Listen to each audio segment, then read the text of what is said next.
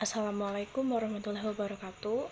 Saya Deka Mahaasti dengan NPM 2042401884. Baiklah, pada kesempatan kali ini saya akan menjelaskan tentang standar proses dan standar penilaian.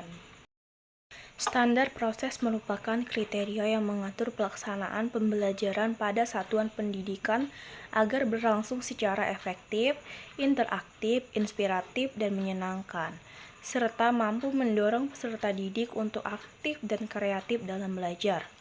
Standar ini menjadi pedoman bagi guru dalam merencanakan, melaksanakan, dan mengevaluasi pembelajaran secara sistematis dan terarah, sehingga tujuan pendidikan dapat tercapai secara optimal.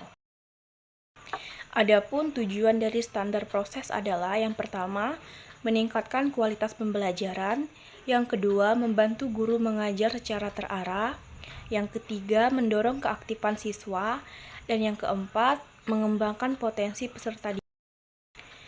Ruang lingkup standar proses ada 4. Yang pertama, perencanaan pembelajaran. Guru menyusun perangkat seperti silabus dan RPP, rencana pelaksanaan pembelajaran. Yang kedua, pelaksanaan pembelajaran. Kegiatan pembelajaran meliputi yang pertama pendahuluan, yang kedua kegiatan inti, dan yang ketiga penutup. Yang ketiga, penilaian hasil pembelajaran dilakukan untuk mengetahui pencapaian kompetensi siswa. Dan yang keempat, pengawasan pembelajaran dilakukan oleh kepala sekolah atau pihak terkait untuk memastikan proses berjalan sesuai standar. Standar penilaian adalah kriteria yang mengatur mekanisme, prosedur, dan instrumen dalam menilai hasil belajar peserta didik secara menyeluruh, baik dari proses maupun hasil akhir.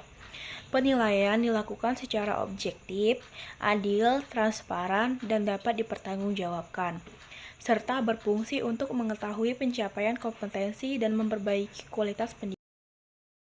Tujuan dari standar penilaian yang pertama, mengetahui hasil belajar siswa, yang kedua, mengukur pencapaian kompetensi, yang ketiga, sebagai bahan evaluasi pembelajaran, dan yang keempat, meningkatkan kualitas pendidikan. Ruang lingkup standar penilaian. Yang pertama, prinsip penilaian terbagi menjadi 4, yakni objektif, adil, transparan, dan akuntabel.